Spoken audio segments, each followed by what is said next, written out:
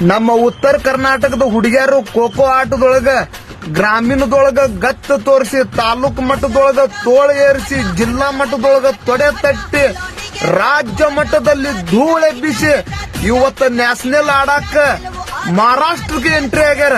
ಅವ್ರ ಗುದ್ದೋ ಎಟ್ಟಿಗೆ ನ್ಯಾಷನಲ್ ಅಲ್ಲ inter national ನಡಗಿರ್ಬೇಕು.